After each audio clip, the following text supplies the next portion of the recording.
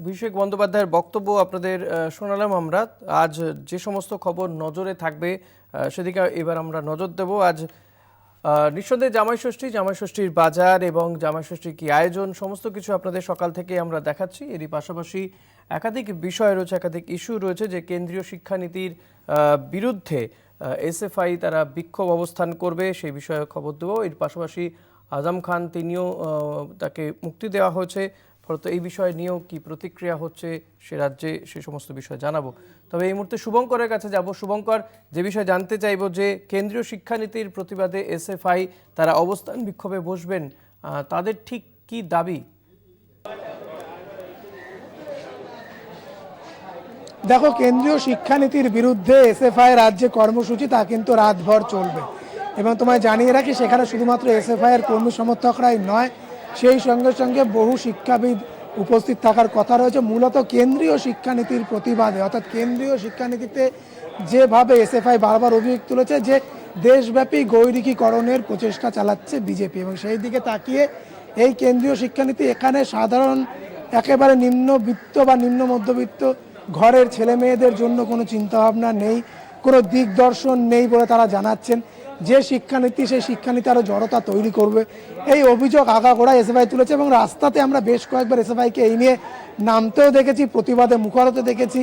স্বাভাবিকভাবেই আজ তাদের যে কর্মসূচি রয়েছে, বিকেল থেকে সেই কর্মসূচি রয়েছে এবং তোমায় জানিয়ে রাখবো সেই কর্মসূচিতে কিন্তু এসএফআই যেমন সারা রাত তারা এই কর্মসূচি গ্রহণ করবে, রাত ব্যাপী এই কর্মসূচি চলবে এবং তারা কিন্তু জানাচ্ছেন যে বেশ কিছু শিক্ষাবিদ এবং তাদের রাজ্য নেতৃত্বের বেশ কয়েকজন সেখানে উপস্থিত থাকবেন, মূলত জাতীয় শিক্ষানীতির প্রতিবাদ জানিয়ে। কারণ তুমি জানো ইতিমধ্যে বিভিন্ন রাজ্যে জাতীয় শিক্ষানীতি ইমপ্লিমেন্ট করা হলেও এখনো পর্যন্ত পশ্চিমবঙ্গে কিন্তু সেইভাবে জাতীয় শিক্ষানীতির সম্পর্কে বা সে বিষয়ে এখনো পর্যন্ত স্পষ্ট কোনো রকম সিদ্ধান্ত পৌঁছানো যায়নি বা এখনো পৌঁছায়নি সরকার। কেননা গতকাল উচ্চ মাধ্যমিকের ফল প্রকাশিত হয়েছে, দুদিন আগে শিক্ষামন্ত্রীকে আমি প্রশ্ন করেছিলাম কলকাতা টিভির তরফ থেকে যে 4 বছরের যে স্নাতক স্তরের যে কোর্স সেটি কি রাজ্যে চালু হচ্ছে, শিক্ষামন্ত্রী জানিয়েছিলেন ওয়েবসাইটে খুব শীঘ্রই দিয়ে দেওয়া হবে, এত উদ্গ্রীব হওয়ার কিছু নেই।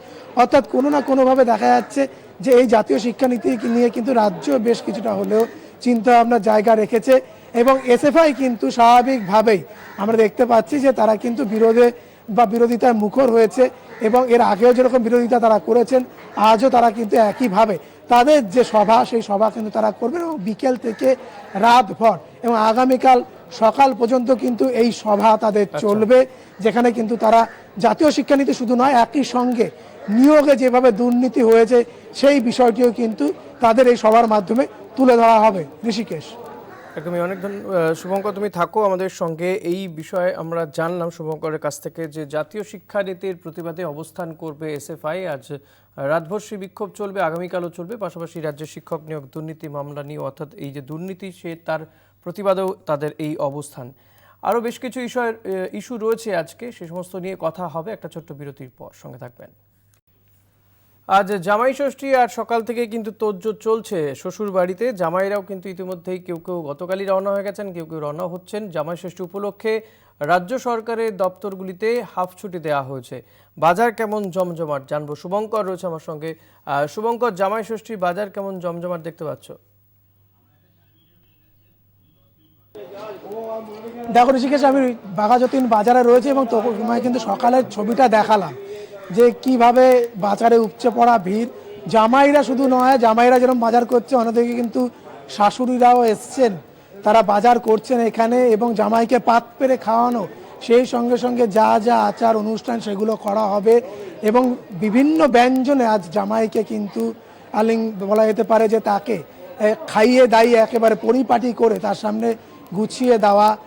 জামাইকে বিশেষ করে তার দিকে আজ বিশেষ নজর থাকবে অবশ্যই। এবং বাঘাযতীন বাজারের যদি কথা বলি ঋষিকেশ, তাহলে কিন্তু আমি যেরকমটি বলছিলাম যে সকাল থেকে বাজারে উপচে পড়া ভিড়, সে আনাজপাতির দোকান হোক, মাছ মাংসের দোকান হোক, ফল আহারের দোকান হোক, যেখানে যাই হোক না কেন ভিড় কিন্তু আমরা দেখেছি, চোখে পড়েছে।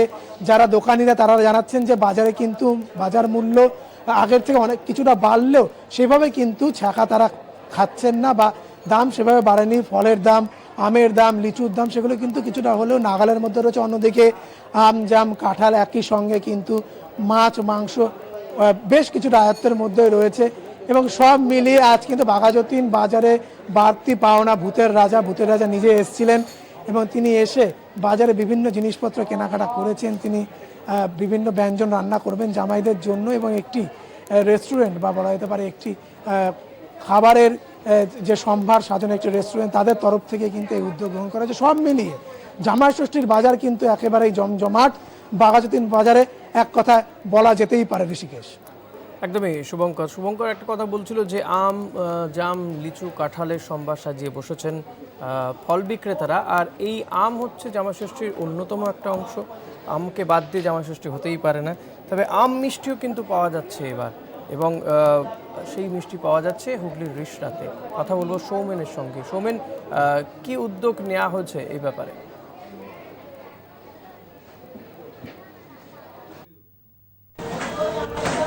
দেখো, আমের তৈরি মিষ্টি এবারে একটা স্পেশাল চমক, এবং এটা কিন্তু মুখ্যমন্ত্রী প্রথম আইডিয়াটা দিয়েছিলেন, এবং এই যে মুখ্যমন্ত্রীর যে আইডিয়া সেটা মাথায় রেখেই কিন্তু রিষড়ার যে বিখ্যাত মিষ্টির দোকান, সেই মিষ্টির দোকান কিন্তু এবারে আম দিয়ে তৈরি মিষ্টি। তার কারণ এর আগেও আমরা দেখেছি বিভিন্ন অকেশনে বিভিন্ন অনুষ্ঠানে কিন্তু তারা নিজেদের মতো করে মিষ্টি তৈরি করেছিলেন সেই অকেশনের কথা মাথায় রেখে। এবারে জামাই ষষ্ঠীতে যেটা বিশেষ আকর্ষণ সেটা হচ্ছে আম দিয়ে তৈরি মিষ্টি। আম দিয়ে হরেক রকমের মিষ্টি কিন্তু রাবড়ি রসগোল্লা সেগুলো কিন্তু পাওয়াই যায়, কিন্তু তার সঙ্গে আরও বেশ কিছু মিষ্টি লবঙ্গ লতিকা, আম দিয়ে তৈরি দই, আম দিয়ে তৈরি আরও সন্দেশ যেরকম রয়েছে সেগুলো কিন্তু জামাইদের জন্য বিশেষ আকর্ষণ। এই আকর্ষণ স্বাভাবিকভাবেই জামাইরা সেটাকে খুব ভালোভাবে বরণ করবেন, সেটাকে খুব ভালোভাবে গ্রহণ করবেন, এবং যারা এখান বাসিন্দা রয়েছেন, যারা শাশুড়ি বা শ্বশুরবাড়ির লোকজন, তারাও সেটাকে যে আরও বেশি করে জামাইদের জন্য উপস্থাপন করবেন সেটা কিন্তু বলাই যায়। গতকাল থেকেই কিন্তু এই মিষ্টি বিক্রি কিন্তু শুরু হয়েছে, এবং সেই মিষ্টি যথেষ্ট পরিমাণ বিকোচ্ছে, এবং যথেষ্ট পরিমাণে সেই মিষ্টি কিন্তু তৈরি করা রয়েছে। আজ সকাল থেকে জামাইরা যখন যাবেন এবং শ্বশুরবাড়ির লোকজন তারাও কিন্তু এসে সেই মিষ্টি এখান থেকে নিয়ে যাচ্ছেন, এবং আজকে সারা দিন এই যে আমের যে মিষ্টি সেটা যে খুব বেশি পরিমাণে জনপ্রিয় হবে, খুব বেশি পরিমাণে জামাইদের জন্য এবং শ্বশুর শাশুড়িদের জন্য সেটা আরও বেশি পরিমাণে মোহময়ী হয়ে উঠবে, সেটা কিন্তু বলাই যায়। পবিত্র কাছে যাব। রূপান্তর কামীদের জামাই ষষ্ঠী এবার, এবং এই রূপান্তর কামীরাও তারাও যে একেবারে সমাজেরই অংশ, কোনোভাবে তারাও সমাজের থেকে পিছিয়ে থাকবে না সেটা তারা তাদের কাজের মাধ্যমে প্রমাণ করেছে। এবার তাদের জামাই ষষ্ঠী হচ্ছে। আমাদের সঙ্গে রয়েছে পবিত্র। কি ছবি সেখানকার, এবং এই রূপান্তরকামী যারা রয়েছেন তাদেরই বা কি বক্তব্য?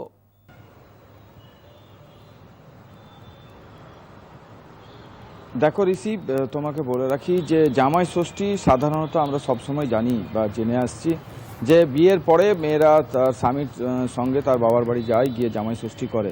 কিন্তু যারা পুরুষ হয়ে জন্মানোর পরেও তাদের নারী সুলভ আচরণ বা তারা নারীত্বের মধ্যে বিচরণ করে, এবং তুমি জানো যে অনেকেই এখনও অবধি তারা নিজেদের রূপ পরিবর্তন করেছে, রূপান্তরকামী হয়েছে। এবং তোমাকে বলে রাখি যে এই যে রূপান্তরকামী যে যারা পুরুষ থেকে মহিলা হয়েছেন তাদের যে একটা মানসিক যে চেতনা বা মনের ইচ্ছা যে তারা জামাই ষষ্ঠী করতে যাবে, এই জামাই ষষ্ঠী করতে যাওয়ার ব্যাপারটাই আসানসোলের যে বার্নপুর অঞ্চলে, সেই অঞ্চলে একজন তুলে ধরেছে এক অভিনেতা। এই জামাই ষষ্ঠী যে রূপান্তরকামী তারা অবহেলিত, নিপীড়িত, লাঞ্ছিত এই সমাজে, তাদেরকে কেউই ভালো চোখে দেখে না।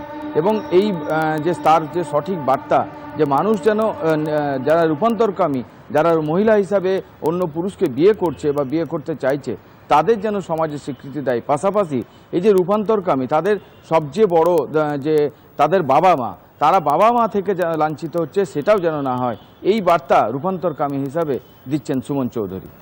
ঋষি, একদমই পবিত্র, সাথে থাকো। আমরা আরও অনেক খবরের দিকে নজর রাখবো। আমাদের সময় হয়ে গেছে ছোট্ট একটা বিরতি নেওয়ার। একটা বিরতির পরে ফিরে আসবো, সঙ্গে থাকবে। ফিরে এলাম বিরতির পর। আজ সারাদিন যে সমস্ত খবরের দিকে আমাদের নজর থাকবে তা নিয়ে আমরা কথা বলছি আমাদের প্রতিনিধিদের সঙ্গে। আমাদের সঙ্গে রয়েছেন মনীষ, রয়েছেন নীরজ ঠাকুর, রয়েছেন সুদীপ্তা, এরই পাশাপাশি আরও কয়েকজন সাংবাদিক থাকবেন আমাদের সঙ্গে, প্রতিনিধি থাকবেন আমাদের সঙ্গে। আমি মনীষের কাছে যাব। মনীষ, ঘৃণা ভাষণের অভিযোগে 7 মাস আগেই দোষী সাব্যস্ত করা হয়েছিল আজম খানকে। এবার কিন্তু এমএলএ এমপি আদালত আজম খানকে নির্দোষ প্রমাণিত করেছে, নির্দোষ বলে তাকে রেহাই দিয়েছে। ফলত তার যে আসন যেখানে তিনি লোকসভায় জিতেছিলেন সেই আসনে এখন বিজেপির এমপি, ফলত সেই জায়গায় দাঁড়িয়ে কি হতে চলেছে ভবিষ্যৎ, কারণ একটা সংকট তো দেখা দিচ্ছে কোথাও গিয়ে। मनीष जी, क्या होने वाला है इस मामले में? अभी इलेक्शन कमीशन क्या करेंगे? आजम खान क्या करेंगे? क्या जाएंगे इलेक्शन कमीशन के पास?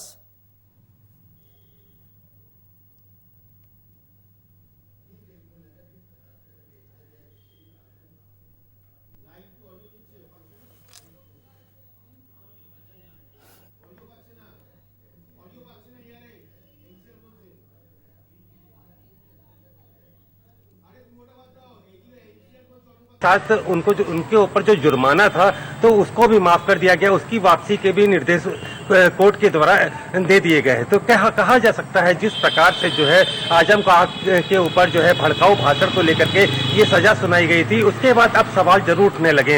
हालांकि एक पॉइंट और मैं कहना चाहता हूं कि चुनाव आयोग के लिए अभी थोड़ी सी राहत जरूर है, क्योंकि एक दूसरे मामले में भी आजम खान के ऊपर जो है 2 साल की सजा है। लेकिन अब जिस प्रकार से आजम खान को एक मामले में जिस प्रकार से पूरी तरीके से उनको बरी कर दिया गया है, उसको लेकर के जो है लोगों की आवाज भी उठने लगी है और उनके द्वारा जो है सुप्रीम कोर्ट में अपील की जा रही है कि जब तक भी किसी भी नेता को इस प्रकार की कोई सजा सुनाई जाती है तो उसको जल्दीबाजी में जो है उसकी विधायकी हो या सांसदी को कैंसिल नहीं करना चाहिए जब तक उसकी अपील पर जो है सुनवाई हो रही है। तो अब ये देखना है जिस प्रकार से जो है आजम खान को जो एक बहुत बड़ी राहत मिली है, इसको लेकर के उनके अंदर उनका ये जरूर कहना रहा कि हमें इंसाफ मिला है और हमने गलत नहीं किया था। इसको लेकर के वो चुनाव आयोग में अपील भी करेंगे और इसको लेकर के सुप्रीम कोर्ट भी जाएंगे कि अगर दूसरा भी जो मामला है जिस पर वो उनके ऊपर 2 साल की और भी सजा है, अगर वो भी माफ हो जाएगी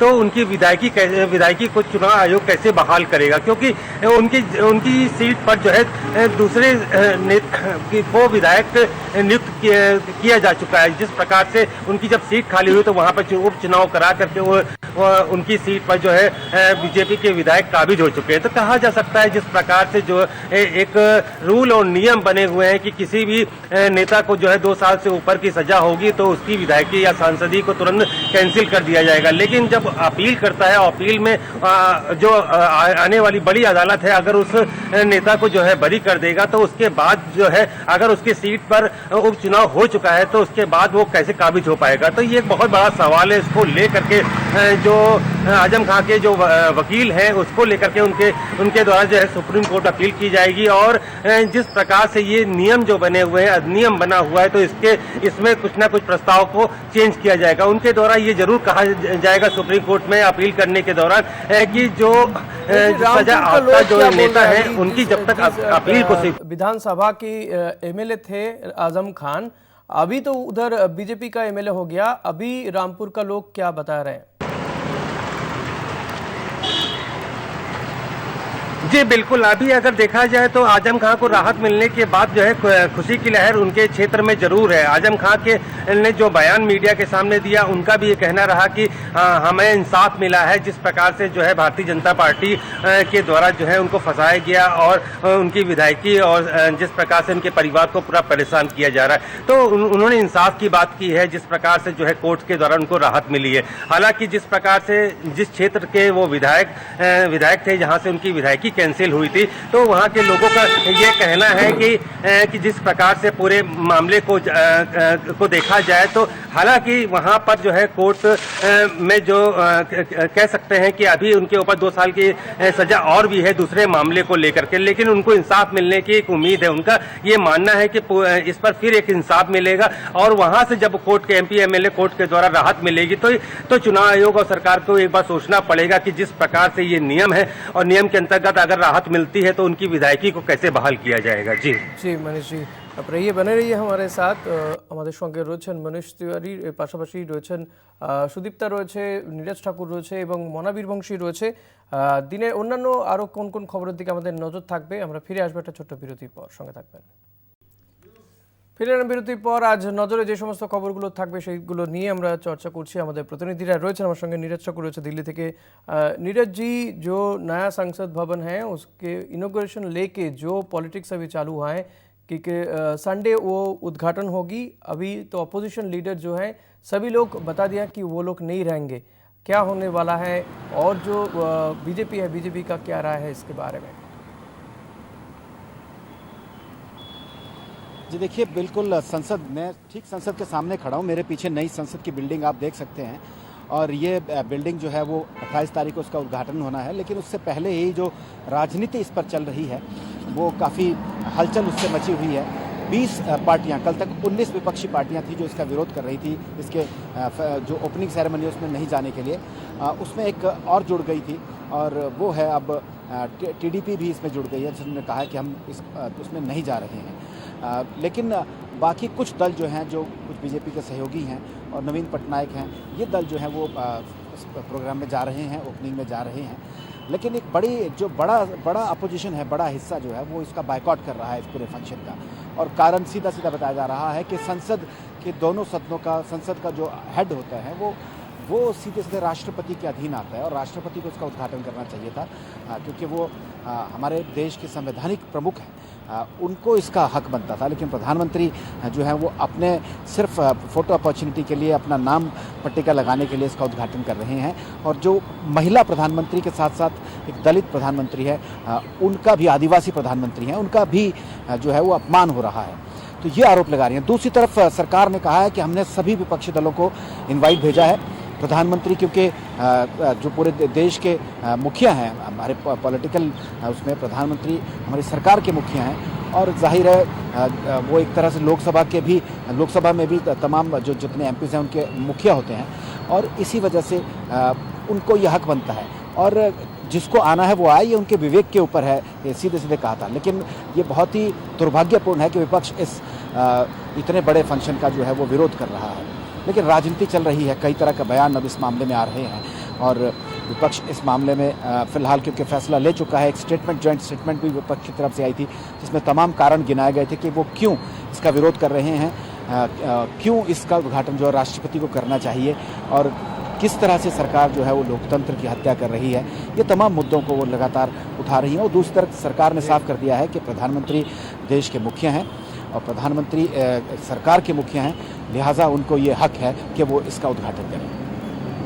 जी, সুদীপ্তার কাছে যাব এবার। সুদীপ্তা, জীবন কৃষ্ণ সাহা, এসপি সেনাদের আজকে ফের আদালতে পেশ করা হবে, এবং আমরা দেখছি এর আগেও বারবার কিন্তু জামিনে আবেদন করা হচ্ছে, খারিজ হয়ে যাচ্ছে। আজকে তাদের আইনজীবীদের সূত্রে কি জানতে পারছো, আজও কি ফের জামিনে আবেদন করা হবে? দেখো, গত শুনানিতে কিন্তু জীবন কৃষ্ণের জামিনে আবেদন করা হয়নি, সেটা কিন্তু আমরা দেখেছি। কারণ তার বলা হয়েছে যে জেল হেফাজতের মেয়াদ বাড়াতে হবে, সেটা বাড়িয়ে দেওয়া হয়েছে, কিন্তু জামিনে আবেদন গত শুনানিতে করা হয়নি। তবে সুদীপ্তা, শোনা যাচ্ছে?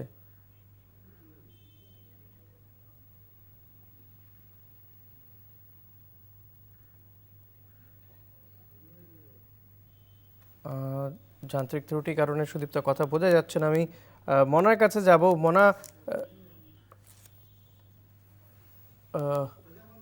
মনার কাছে যাব, যে মনা, নিঃসন্দেহে আজকে জামাই ষষ্ঠী, কিন্তু অপরদিকে গরমও যথেষ্ট রয়েছে বীরভূমে। সেই দিক থেকে দাঁড়িয়ে যে বীরভূমের আবহাওয়া দপ্তর কি পূর্বাভাস দিয়েছে, এবং এই যে গরমের মধ্যেও সেখানে জামাইরা জামাই ষষ্ঠীতে তো যাচ্ছে।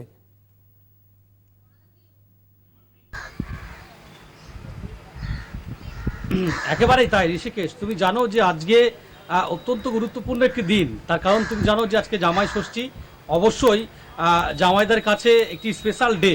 তুমি জানো যে এই উৎসবকে ঘিরে, বাঙালির এই উৎসবকে ঘিরে উন্মাদনা থাকে কিন্তু চোখে পড়ার মতো। একদিকে যেমন অবশ্যই জামাইদের ক্ষেত্রেও, অবশ্যই মা বা জামাই যারা শাশুড়ি তাদের ক্ষেত্রেও কিন্তু বটে। এবং তুমি জানো যে বৈদিক শাস্ত্র মতে জামাই ষষ্ঠীর কোনো উল্লেখ না থাকলেও তুমি জানো যে এখন বাংলার প্রতিটি ঘরে ঘরে নিত্য পূজিত হয় ষষ্ঠী। এবং তুমি জানো যে সন্তানদের মঙ্গল কামনার ক্ষেত্রে মায়েরা, শাশুড়িরা কিন্তু পুজো দেন ষষ্ঠী। তুমি জানো যে জ্যৈষ্ঠ মাস শুক্লা এই বিশেষ তিথিতে জামাই ষষ্ঠী হয়ে থাকে। এবং সবচেয়ে বড় যেটা বিষয় দেখো, এই জামাই ষষ্ঠীর যে বাঙালির যে উৎসব, সেই উৎসবে কিন্তু আবহাওয়ার কিন্তু একটা হেরফের হয়েছে। কারণ তুমি জানো ঋষিকেশ, আলিপুর আবহাওয়া দপ্তরের যে পূর্বাভাস দিয়েছিল যে গত মঙ্গলবার থেকে শনিবার পর্যন্ত, অর্থাৎ এই সপ্তাহটা পুরোটাই কলকাতা সহ দক্ষিণ উত্তর সমস্ত বঙ্গেই কিন্তু বৃষ্টির সাথে ঝড়ো হাওয়া এবং শিলাবৃষ্টির যে পূর্বাভাস বজ্রবিদ্যুৎ সহ সেটা কিন্তু আভাস দিয়েছিল, কিন্তু সেই আভাস দিলেও আমরা দেখতে পাচ্ছি গত মঙ্গলবার বিশেষ করে দক্ষিণবঙ্গের অন্যান্য জেলার পাশাপাশি যদি আমরা বীরভূমের দিকে চোখ রাখি, বীরভূমে গত মঙ্গলবার বৃষ্টি হলেও এখনো পর্যন্ত বুধ বৃহস্পতি বৃষ্টির কিন্তু দেখা নেই। আজ সকাল থেকে আমরা দেখতে পাচ্ছি যে চড়া রোদ্দুর কিন্তু রয়েছে, বাইরে একটা গরমের মধ্যেই জামাই অস্বস্তিকর, বরণ করতে অসহ্যকর হবে শাশুড়িদের, জামাইদেরকেও কিন্তু এই গলদঘর্ম হয়েই জামাই ষষ্ঠী খেতে যেতে হবে। সুদীপ্তার কাছে যাব। সুদীপ্তা, যে বিষয়ে জানতে চাইছিলাম যে জীবনকৃষ্ণ সাহা তুমি জানাচ্ছিলে যে জামিনের আবেদন করেননি তার আইনজীবী, কিন্তু বাকিদের ক্ষেত্রে তাদের আইনজীবীরা, অর্থাৎ আমি যদি বলি প্রসন্ন রায় কিংবা এসপি সেনাদের,